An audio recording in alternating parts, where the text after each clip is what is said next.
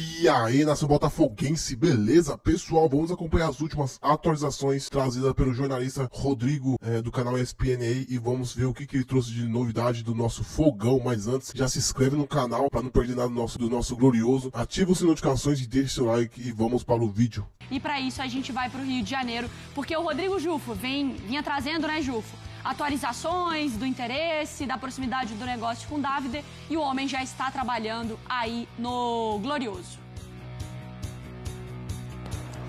É isso, Mari. Bom dia, amigos do Sport Center. David Ancelotti já chegou ao Rio de Janeiro, já veio ao Botafogo, compareceu ao primeiro treinamento dele à frente do clube só para observar o Cláudio Caçapa trabalhando com alguns jogadores e também conversar com líderes do elenco. Na última terça-feira, o David veio até aqui Botafogo para observar, conhecer as instalações, conversar com os jogadores. Ele elogiou muito o CT, elogiou o elenco do Botafogo, disse estar otimista para disputar os títulos da temporada mais uma vez, né? O Botafogo, que é o atual campeão da Libertadores e do Campeonato Brasileiro, ele segue otimista com esse elenco. Conversou com Marlon Freitas e Alex Telles, os dois líderes desse grupo, os dois capitães da equipe. Teve uma conversa franca, reservada com eles dois para saber como está o time, para saber o andamento.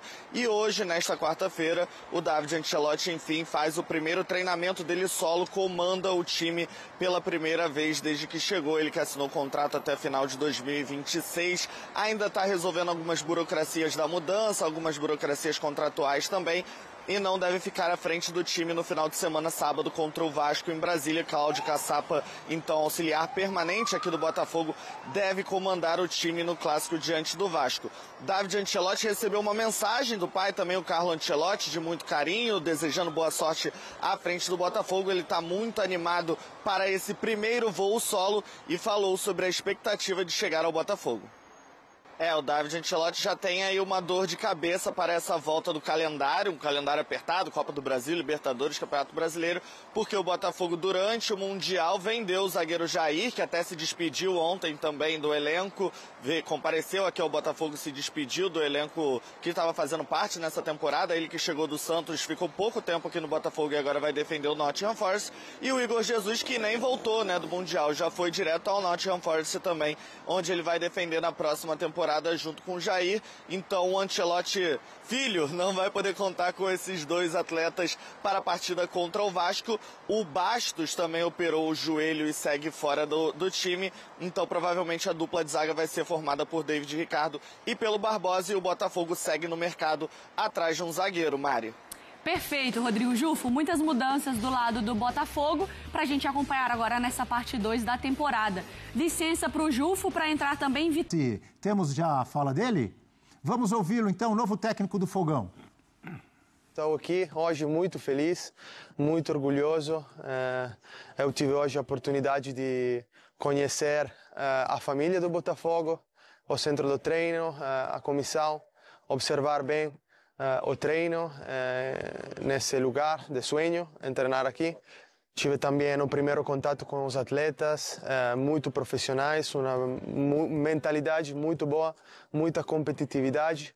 E a gente precisa disso. Vamos crescer, vamos trabalhar muito, vamos trabalhar duro e vamos fazer que a torcida esteja orgulhosa dos valores que representam esses jogadores. O Bira, ele é italiano ou é brasileiro, Bira? O David Ancelotti... Olha o português dele. Então, o David Ancelotti é italiano, mas ele fala bem espanhol. Na época de Real Madrid, ele chegou a dar algumas coletivas. Ele fala muito bem espanhol e, pelo jeito, ele aprendeu português. Fala alemão. A gente mostrou ontem, não foi, professor? Ele falando alemão, pelo Bayern, quando estava no bar de Munique. Então, até no futebol europeu, tem muita gente que tem boas noções do português, por tanto brasileiro que tem lá no futebol europeu, né? O David Ancelotti deve ter pegado um pouco disso. Eu acho uma coisa interessante nisso. De verdade, não é só porque ele aprende. Mostra que é um cara que é disposto a aprender, a entender a cultura do jogador com quem ele trabalha. Se ele aprendeu português por causa dos brasileiros com quem ele trabalhou ao longo da carreira, mostra um interesse em se comunicar bem. Isso eu acho que é positivo. Mas eu critico a contratação. Eu acho que é uma contratação feita muito pelo nome. É um cara que tem um currículo legal. Eu imagino que tem uma ótima formação, mas eu entenderia mais ela num começo de temporada, que daí você tá com um projeto diferente, uma coisa meio inovadora ali, tá querendo bolar algo diferente, do que num meio de temporada, quando, sei lá, talvez você fosse melhor um técnico com um pouco mais de rodagem para ter alguns atalhos ali para montar um time que já vem com alguma cara ali, você tem que dar uma ajeitada. Sei lá, eu achei... Não gostei muito da contratação no geral, mas, de fato, eu acho que ele tá falando português desse jeito, eu vejo como algo positivo de verdade. Como o perfil de um cara que quer aprender, gosta de se comunicar. É engajado, né? Tá querendo aprender coisas diferentes, tudo. E isso é positivo para esse cenário que ele vai enfrentar. Ele tem uma mentalidade jovem, muito bem preparado. Técnico não é. Não é técnico, vai ser técnico, vai começar a ser técnico. Eu acho que aí o grande risco de tudo que a gente analisou ontem já pode tirar fora. A gente estava analisando fatores pró, contra. Eu tinha falado da língua. Pode riscar. Se ele entender, que também é importante que ele entenda, né? Principalmente a linguagem dos boleiros ali. Quando os caras estão falando alguma coisa a favor ou contra. Do jeito que ele fala ali, ele entende. Perfeito. Com certeza. Já começa com o pé direito. É alguém muito bem preparado na teoria. Agora, na prática, só os jogos dirão, a convivência, o dia a dia, como é que ele vai trabalhar com esses jogadores, se ele teve essa primeira boa impressão que ele fala dos profissionais do Botafogo, se isso se confirmar na prática, tem boas possibilidades. Agora, é uma fria, o cara começar a carreira no meio de ano, na loucura que é o futebol brasileiro, por mais que o calendário do Textor não seja o nosso calendário, mas ele está começando no meio aí, sem pré-temporada. A exigência de um time que é campeão brasileiro e da Libertadores. Uma sequência de jogos difíceis. Eu concordo que pode ser uma fogueira, né, por esse cenário que a gente tem de Botafogo, de futebol brasileiro, mas, por outro lado, é uma oportunidade que cai no colo, né, prof? Porque... Já começa por cima. E que outros, no lugar dele, com o currículo que ele tem como auxiliar até hoje, nossa, abraçariam essa oportunidade com unhas e dentes. Porque ele só conseguiu essa oportunidade porque tem a grife Ancelotti por trás. Porque o pai deu oportunidades para que ele trilhasse essa trajetória ao lado dele. Com o privilégio de uma licença, né? Na Copa do Mundo. Tem essa coisa do privilégio dele poder, no ano que vem, ele poder sair do Botafogo, que é uma coisa também bastante discutível, questionável. Mas assim, o David precisa se conscientizar disso. É oportunidade da vida que dificilmente ele teria em outro lugar. Ele foi especulado em outros clubes, no Rangers da Escócia, no Como da Itália, clubes de prateleiras diferentes de um Botafogo, que é o atual campeão da Libertadores e o atual campeão brasileiro. Ninguém bancou. E com muita capacidade de investimento. Então, nesse aspecto, começar a carreira dessa forma, já nesse patamar, é um privilégio que ele, de fato, precisa ser muito consciente. E é isso, falar português nesse caso é ótimo, mas é até um requisito básico para que ele tenha sucesso nessa experiência pesada que tem. E o meu ponto também é como o David vai lidar com essas intempéries do futebol brasileiro, que é calendário, que é a necessidade de dar resultado quando o nível de competição já está muito alto, porque é muito diferente quando você chega, né, como o Bira falou, em começo de temporada, tem um tempo para conhecer o time e vai testar um cenário de campeonato estadual, tem uma Supercopa, como o Botafogo teve, uma Recopa, torneios que não há uma exigência tão grande de se vencer, né, por serem começo de temporada. E assim como o Paiva, ele já chega ali, ó, batido de oitava de Libertadores, mata-mata de Copa do Brasil, e já precisando dar... Cobrança pesada, hein? E com adversários de altíssimo nível. Então, esse é o ponto para ele. Pô, vai conseguir entender rápido essa dinâmica, o que o time precisa. E Brasileirão, que os jogos são todos difíceis. Milhagem dele vai aumentar muito, vai viajar como nunca viajou na vida.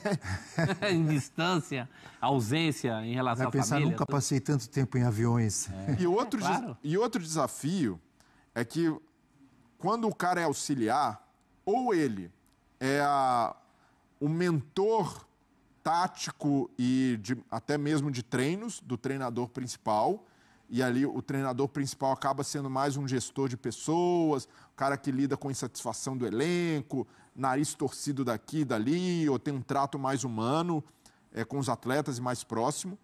Ou ele é esse cara que muitas vezes ajuda nesse meio campo com os atletas, que filtra algumas coisas, que às vezes ajuda ali de certa forma, aplacar uma insatisfação pontual aqui e ali. Quando se é treinador, e não... É isso, ao contrário do pai, ele não vai ter alguém ali nos bastidores de plena confiança, que é uma figura familiar. Acabou o anteparo. Por exemplo, aquela coisa do good cop, bad cop lá do... o técnico normalmente é o bad cop, que ele vai ter que dar notícia ruim, ele vai ter que dar bronca, e daí o auxiliar muitas vezes é o good cop, lá que vai dar uma... né, o policial bonzinho ali do interrogatório, né? Exato, e tem... Quando você vira o técnico, você é o cara que tem que decidir deixar o cara no banco. Você é o cara que tem que anunciar, você vai ficar no banco, você não vai nem viajar. Então, mas pelo que a gente já viu, o David Ancelotti com o pai funcionava muito ali como aquele cara que dava o F5 no Ancelotti. Ô pai, ó, tá rolando isso aqui no futebol, vamos testar? Vamos testar um sistema mais ofensivo. E ele é um cara muito ligado e apegado à parte conceitual. Como ele vai lidar agora com a parte que às vezes é até mais complexa do que de treinamento, do que de moldar a estrutura tática ou identidade de um time, que é a parte das relações humanas.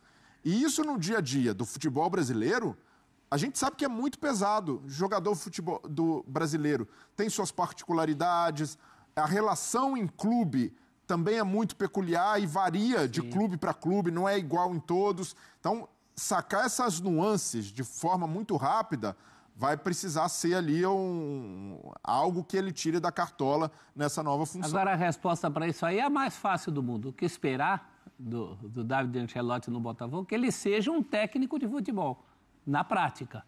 Na teoria, a gente sabe que ele tem condição de ser. Agora, essa é a grande interrogação. Ele é um técnico de futebol na prática? Nesse momento, nem ele sabe isso. Ele não foi um técnico ainda. E até a parte de relações públicas, né, prof? A gente já viu no Botafogo, por exemplo, o Bruno Lage se dá mal porque se comunicou mal, a relação interna não era boa, não estava muito alinhado com a diretoria, com o departamento de futebol. Então, o técnico, quando você vai analisar as competências, elas são muito mais amplas do que fazer uma mexida ou montar esse esquema tático no meio de um jogo. No mata-mata de Libertadores já vai ter algo que é um pouco diferente para eles, que é jogar na altitude de Quito contra a LDU. Pela seleção brasileira foi, não foi? Sim. Não, foi em Guayaquil. Foi Guayaquil. Ah, é verdade, foi Guayaquil. Sem altitude. Mas a LDU é Quito, né?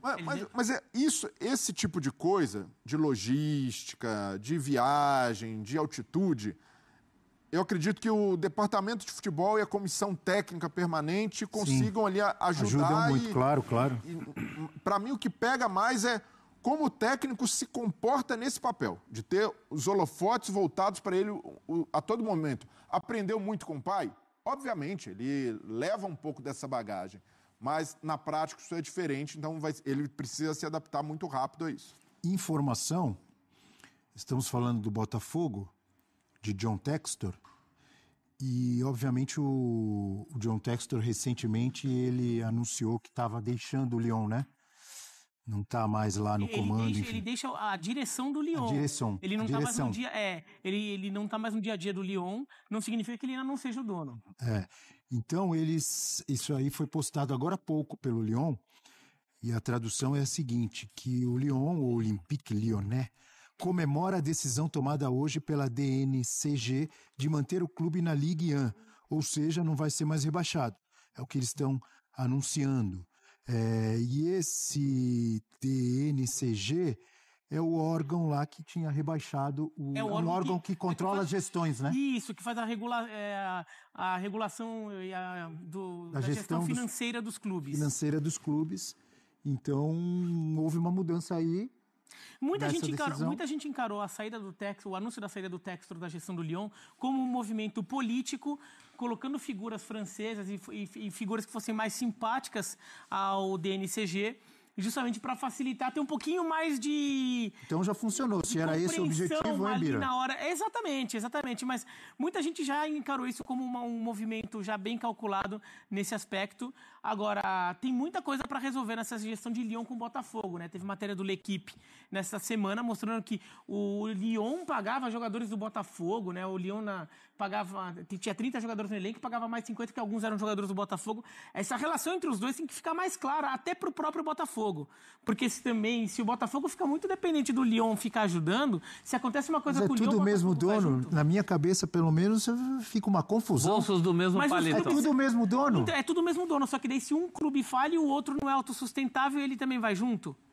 Né? Então, o ideal é que se crie uma dinâmica que os dois sejam autossustentáveis, até porque se tem um problema com o Lyon, o Botafogo ele se sustenta por si só. Ele não precisa do Lyon para sustentá-lo e vice-versa. Professor Celso. Ganhou um fôlego aí, ganhou um fôlego para readministrar direitinho, né? E não são só Botafogo e Lyon, né? O grupo Eagle tem mais clubes. O Textor é muito personalista, na verdade, né? Ter sido afastado aí da cabeça do negócio Lyon, aliás, para o lugar dele foi até uma mulher muito competente, que tem um histórico bem mais ameno. Acho que foi bom para o Lyon. Não sei se será bom para o Botafogo. Eu acho que essa mudança de técnico tem muito a ver com o fato do Textor ter tomado a testa das coisas do Botafogo com exclusividade. Acho que ele quis demarcar um território. Teoricamente, sim, seria bom para o Botafogo ele dar mais tempo, mais atenção ao Botafogo. Teoricamente, sim, não sabemos. Concorda ou não? Eu acho que começa dessa mudança de técnico. Se der certo, ele bateu muito a cabeça atrás de técnico, né? Teve 2 acertos. Um deles não foi culpa ter saído. O Arthur Jorge, talvez, com um pouquinho mais de diálogo, pudesse ter mantido um trabalho vencedor. Não foi o que aconteceu. Então, agora eu acho que começa uma nova fase do Textor, essa ingerência mais concentrada no Botafogo, começa agora, com essa fase do Ancelotti. Está tudo a 0. Mais uma vez, o calendário do Textor não é o calendário do nosso futebol. Ele tem um calendário à parte. Assim, da outra vez, ele também ganhou a Libertadores com um calendário à parte.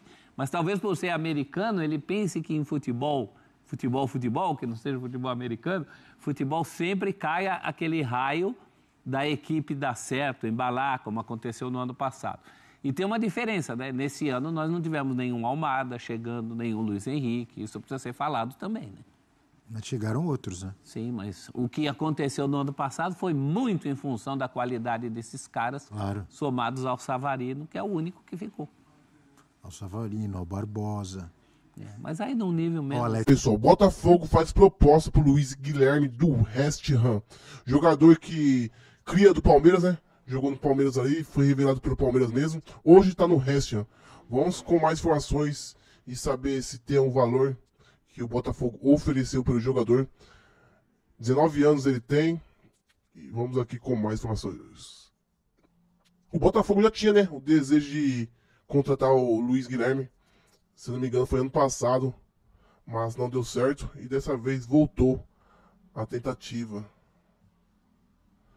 Luiz Guilherme foi vendido ao West Ham por 30 milhões de euros em junho do ano passado. Ele fez 45 jogos pelo time principal do Palmeiras antes de se transferir para a Inglaterra. É um bom jogador, moleque novo. Eu vi alguns jogos dele no Palmeiras, gostei bastante.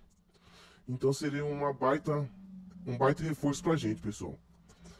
Essa movimentação aí do Botafogo em cima do Luiz Guilherme, né, é daquelas que mostram como o clube está pensando grande, com projeto, com ambição. Não é qualquer um que vai lá tentar tirar um moleque, né, promissor da Premier League. Ainda mais um cara que foi vendido por 30 milhões de euros há tão pouco tempo. O garoto não teve muito espaço no West Ham, é verdade, mas é bom lembrar que a adaptação na Europa não é da noite para o dia. E o Botafogo está de olho nisso. Quer aproveitar essa brecha para trazer um talento que ainda pode explodir. Agora, do ponto de vista do atleta, dá para entender também. Ele tem só 19 anos, está com a cabeça na Europa, querendo se firmar por lá. E com razão. Mas se o projeto do Fogão convencer com David, né, Ancelotti no comando e uma Copa do Mundo de Clubes no radar, quem sabe ele não repense. Radar não, né? Na verdade, a Copa do Mundo só se for daqui a 4 anos de novo, porque essa que teve já acabou. Se vier, é um baita reforço. Se não vier, só o fato de o Botafogo estar nesse tipo de negociação já mostra o novo patamar que o clube alcançou. É uma mentalidade outra prateleira.